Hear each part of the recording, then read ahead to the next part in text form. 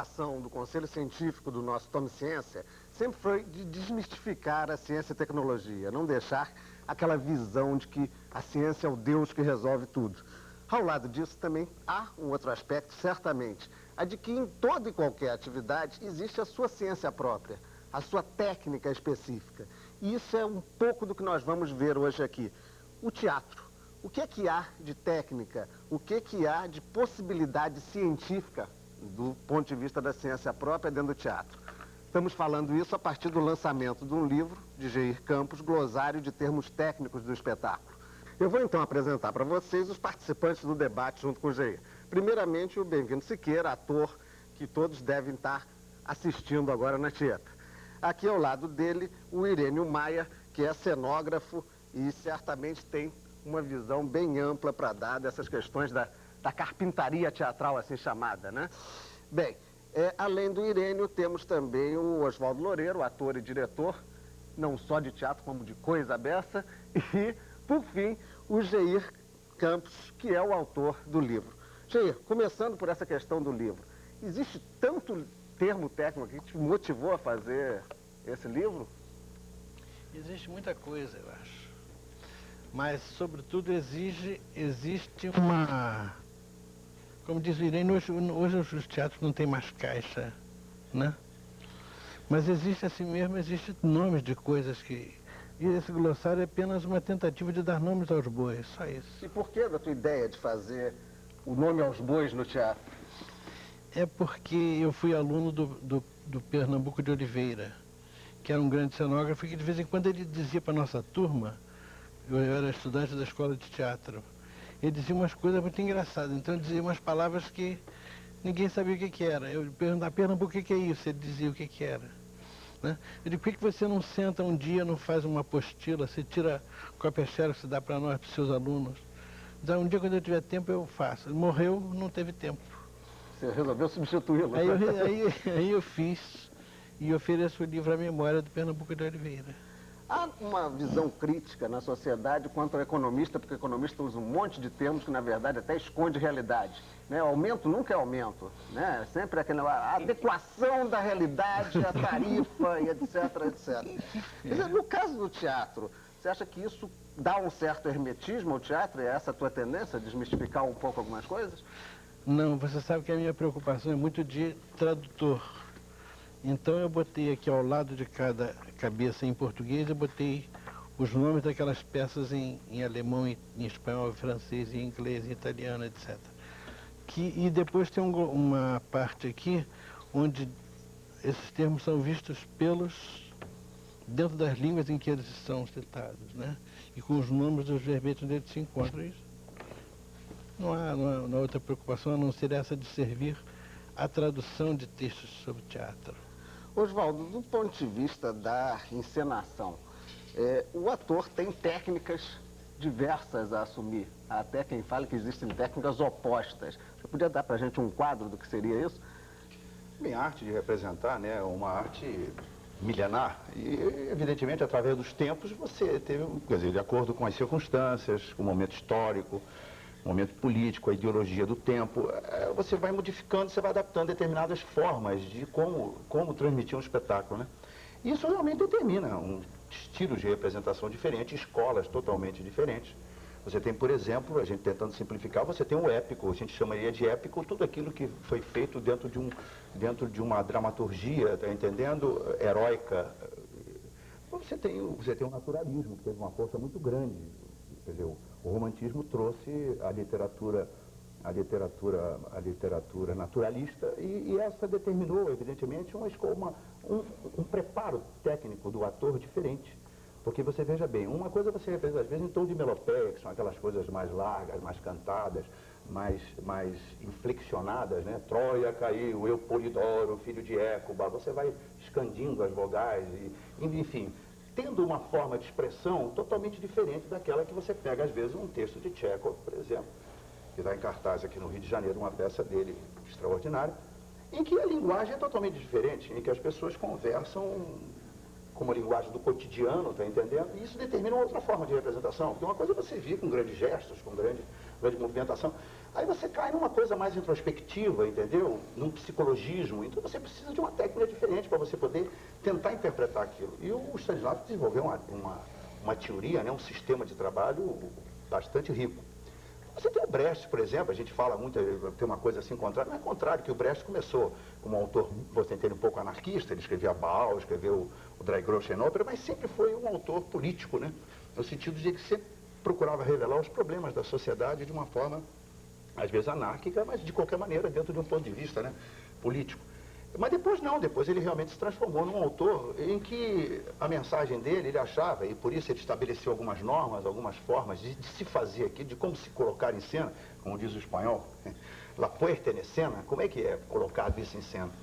Ele expõe de tal forma que você tem a capacidade, evidentemente, crítica de poder julgar o espetáculo e não se envolver nele de uma forma emocional. Distanciamento crítico, né? Eles falam-se no distanciamento, uma coisa complicadíssima, que nem os atores sabem o que é, nem os diretores e os autores também boiam. O negócio é um negócio complicadíssimo, que é uma coisa para intelectual explicar. Agora, aquele que tem todo dia o espetáculo na mão, aquele que bota o espetáculo em cena, aquele que fala para o público permanentemente, ele começa a perceber que existe diferenças. Mas a própria dramaturgia do Brecht já estabelece esses contornos, entendeu? Esse distanciamento. Ele, por exemplo, anuncia no início de uma cena o que acontecerá no final da cena. Mark Navalha será traído pelo amor de uma mulher. E então ele entra numa cena e faz aquilo. É como se ele demonstrasse de que forma faz a mágica e num determinado momento, depois de eu mostrar todos os elementos que eu uso, eu meto aquele casaco, faço na frente do público. Então a manipulação que é importante, quer dizer, a forma de fazer, quer dizer, o encantamento, a fantasia que você consegue com aquela surpresa, é que realmente entusiasma no teatro. Então é outro tipo de emoção, outro tipo de encaminhamento. E por aí afora, né, você vai juntando uma coisa a outra, você vai, agora, de vez em quando você pega o sistema de trabalho, porque o Stanislavski tem um sistema, ele não tem um estilo de representação. E sem querer as pessoas interpretam mal e começa a transformar uma coisa que é sistema de trabalho, um sistema didático, vamos dizer assim, de você chegar a um determinado objetivo e transforma isso em forma de representar, em estilo de representação. Aí já existe uma deformação muito grande. O Irênio fez aí o que era, Irênio? Já assumiu. Não, é em relação, que eu acho que existe até uma dificuldade em relação ao problema do princípio do Brecht, em função de uma tradução, né, errada, que distanciamento para o alemão é uma coisa, para nós é outra. Não tem nada a ver com o ato físico, sabe? Então aqui quando você fala de distanciamento, o sujeito pensa que está lá no inferno. Não é nada disso, não. Uma perspectiva crítica, pronto. Perspectiva crítica. Perspectiva crítica. E isso é que não conseguiram entender aqui.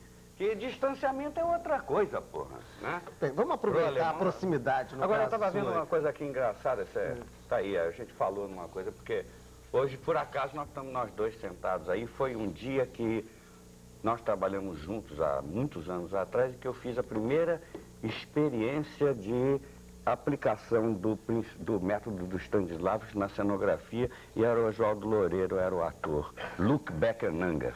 Estava me lembrando agora. Adolfo Celli. Que a gente saiu, os atores saíram para ir buscar o divã, para ir buscar a poltrona, né? Cada um ia buscar o seu objeto. Essa coisa da montagem em cena. Lembra, Jota? Nós éramos garotão, né? Nós já fomos também jovens. Ninguém diz, né? Mas enfim. Na questão da montagem cênica mesmo, há um processo de evolução de material que altera o trabalho do cenógrafo, como na pintura, por exemplo, tintas novas, no caso da composição do teatro. Problema técnico é uma coisa engraçada, né? O livro dele é muito interessante e é muito importante, porque hoje quase tudo isso se perdeu, né? Nós tivemos batendo um papo, nós temos um teatro que tem um quadro técnico que pode comportar, inclusive, você utilizar essa nomenclatura. Fora o teatro municipal, que é uma coisa arcaica e cebosa, já que não sei, os outros não têm, né? Os outros têm meia dúzia de vara pendurada, né? Que é uma dificuldade enorme de você conseguir montar um espetáculo. Não tem mais nada, né? O municipal ainda tem cabo de varanda, cabo de porão. Né? Mas se você chegar para um maquinista, qualquer outro teatro e disser assim, olha, você me faz o favor, você me passa aquela manobra que está no gorno da vara 24 caras. O que é isso? Para começar, não tem mais maquinista. Não tem mais o maquinista. Primeiro você não encontra o maquinista, depois você não tem a vara, não tem o gorro, não tem a manobra, não tem nada. Não tem nada, né? Agora, toda essa coisa é a tecnologia de uma época em que houve um investimento. Esse teatro que a gente tem, toda essa nomenclatura, é um teatro italiano, né? E eu, quando jovem, quando comecei, que eu entrei numa caixa de palco, eu senti que era toda uma tecnologia do mercantilismo. A caixa de palco é um navio. Escada, né? Tem as varandas. Torres de observação. Tem as varandas, tem as malaguetas, tem as cordas, né? É toda uma tecnologia de uma indústria têxtil. Nós temos um urdimento. Era a indústria têxtil, a única coisa que existia. As né? cordas, os nós das cordas, né? Os nós das cordas. É toda uma tecnologia do mercantilismo, né? Que surge, que dá apoio financeiro ao período da Renascença. Agora eu pergunto assim, quem é que investe em cultura hoje aqui na nossa época? Não investe. O Bem-vindo queria falar. Você veja bem, quer dizer, isso vem de encontro ao que, em contrapartida ao que disse o Loreno. Ponto, quer dizer, contra mim? Não, em contrapartida, outro sim, o que disse o Loreno, de que cada época marca a sua técnica, marca a sua metodologia, o seu sistema. Né? Quando o Irênio diz que esse teatro de caixa italiana é do mercantilismo, quer dizer, em contrapartida, nós temos hoje, com o desenvolvimento da ciência e da tecnologia, nós caminhamos para uma caixa de teatro do século XXI. Quer dizer, eu não preciso mais saber o que é bambolina, bastidor ou tapadeira para apertar um botão eletrônico em certos teatros do Brasil. Já existe isso, para descer a tapadeira, para fechar os bastidores, e não preciso saber o nome daquilo, basta saber a programação do computador daquilo. E vai se eliminando, quer dizer, vai se eliminando certos recursos cênicos que eram usados, com artesanato, vai se eliminando tecnologia, por efeito de luz, né, por sombreamento, por levantamento de palco, outras coisas. Quer dizer, acredito que daqui a 50 anos, ou 60 anos, ou 100 anos, as gerações do futuro vão poder olhar para trás e dizer, esse teatro tecnológico e científico era próprio da época do capitalismo selvagem, do surgimento do socialismo ainda. Quer dizer, toda uma época. Cada época realmente vai fazendo a sua estrutura cênica, né? Quer dizer, até chegar a holografia, né? A aplicação holográfica. E aí a gente não precisa mais sair de casa, o ator fica em casa e a holografia vai lá e faz o bonequinho andando lá. Bem-vindo, eu queria dizer um negócio aí, inclusive, estendendo um pouquinho aquela coisa que o Irene falou. O que acontece aqui no Brasil, quer dizer, aqui a gente sempre critica muito o Brasil, né? O Brasil é um país que é um país maravilhoso num determinado momento, porque ele não tem tradições para ficar, num certo sentido, devendo a tempo todo ao passado. Isso é uma coisa que talvez fosse uma coisa que te empacaria a tua sociedade. Uma sociedade nova, né? Uma sociedade que está sempre em formação, é o país do futuro até hoje. Acontece o seguinte, aqui no Brasil, você ganha determinadas técnicas, você abandona elas, você esquece. De uma geração para outra, se coloca fora, no lixo, todo um ganho que você teve, todo um esforço, entendeu? De engenharia e tudo, porque as pessoas que não se seguem na realidade. Isso tudo que o Irene falou, por exemplo, essa caixa de teatro que ele falou, você encontra em todo lugar do mundo, extraordinariamente bem aparelhadas, porque aquilo que você ganhou como técnica, então é uma coisa que te serve para você enriquecer o espetáculo, você ter muito mais possibilidade de poder expor exatamente a literatura, a dramaturgia. Ele não abandona, ele retoma isso e de uma forma possivelmente mais moderna, como diz o Bem-vindo agora. Então junta, aperta o botão em vez de puxar a corda. Mas aqui no Brasil, né, você destrói a pequena manivela que movimentava e não um palco coloca o botão imenso, no lugar. entendeu? Tira essa fora, não ganha essa tecnologia avançada de ponta, entendeu? E você perde a outra, porque você abandonou ela, você não quer mais usar porque é uma coisa antiga. Quer dizer, isso é uma coisa terrível. Se é que não se vende, às vezes, se é que às vezes não se vende a manivela porque é de jacarandá, então se vende às vezes o avião é de jacarandá, o cara tá vendendo. Às vezes também, né? Às vezes também, né? Eu acho que a falta dessa continuidade, tá entendendo? De você retomar sempre as experiências, isso acontece em todos os setores da nossa profissão. Há tantas situações diferentes, há tantas coisas que ele poderia, inclusive, passar isso para alguém, mas há um desprezo total pelo conhecimento no Brasil. Tudo que você já sabe parece que é uma coisa antiga e passada, o que é um erro, porque na realidade é aquilo que vai te dar, vamos dizer assim, vai tirar você dúvidas preliminares para você tentar, evidentemente, a partir daí, com as tuas próprias ideias novas, na realidade, fazer uma coisa realmente que seja um avanço na arte de representar, na forma de representar, uma atualização. O que acontece? Ao contrário, você está sentindo isso, a gente tem permanentemente essa experiência, que você tem um ator brasileiro cada vez é menos preparado tecnicamente. Porque a televisão realmente facilita demais. E ele não usa técnica nenhuma, ele não desenvolve uma técnica. O ator é brilhante porque ele tem um charme, porque ele está numa idade maravilhosa de 20 anos, entendeu? E que ele pode ser vendido muitíssimo bem. Entendeu? Então, em um determinado momento, esse ator começa a envelhecer. Aos 25 anos já não é aquele menino de 20 anos. Já tem mais dificuldade. Porque ele também não desenvolve uma técnica. Aí você vai dizer, mas não tem escolas para poder desenvolver? Quem é que ensina no Brasil? Tá certo, eles também têm razão. Porque em qualquer lugar do mundo, na Alemanha, nos Estados Unidos, os atores profissionais, os velhos atores, ensinam os atores mais novos. Tem escolas realmente montadas que passam, transferem a sua experiência. Mas no Brasil essa coisa às vezes parece uma coisa madrasta, entendeu? Eu aprender lá com Fernanda Montenegro vai me ensinar o quê? Vai ensinar sim, porque ela sabe. E o Brasil, como é um país formalizador de juventude, tudo aqui parece que passa pela juventude, quer dizer, há essa coisa também. O jovem faz uma peça e acha que o mais velho não tem nada para ensinar ele, quer dizer. Como se Fernanda Montenegro vai me ensinar o quê, né? Tem o que ensinar, todo mundo tem o que ensinar. Quer dizer, O novo, né? o novo, É né? uma coisa que... Não há uma reciclagem. O novo, Sobre o esse, novo é um negócio muito perigoso. Né? você fala que se joga fora, né? A gente estava falando de Brecht, por exemplo. Eu trabalhei em circo durante 2 anos na Bahia, eu fui dono de circo. Quer dizer, há os termos técnicos da Casa de Espetáculo Circense também, quer dizer, o mastarel, Estão o pano de incorporados roda. aqui também. Alguns têm. O mastarel, o pano de roda, a roldana, né? O mastro, tudo aquilo, as cordas, tudo como é que significa. Eu trabalhei 2 anos em circo.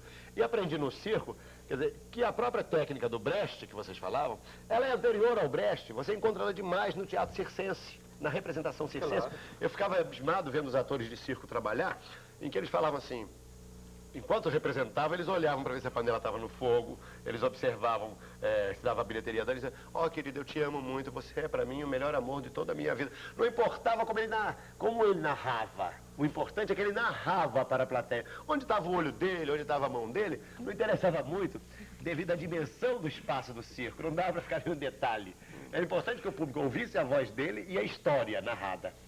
Então esse distanciamento, vamos voltar a distanciamento, esse senso crítico, quer dizer, essa impossibilidade de você envolver-se integralmente, do ator envolver-se integralmente na emoção, existe no teatro circense, existe no teatro de rua, que eu fiz por 3 anos também na Bahia. O que acontece, bem-vindo, é que o distanciamento não é distanciamento. Não é distanciamento, como ele falou, é uma tradução, você que é tradutor, você que se especializa. Em alemão se diz Entfremdungseffekt, quer dizer, é o efeito de estranhamento, não é de distanciamento. De estranhamento, não é de distância. Não é de estranhamento, quer dizer, quando o ator se distancia da representação, ele se torna um elemento estranho, chega na frente do proscênio, diz a sua fala, ou canta uma Como coisa. essa que olha assim, olhando a panela do fogo, a criança dela andando na barraca, e ela dando texto de amor, e a plateia entendendo, ele é estranhamento. É estranhamento.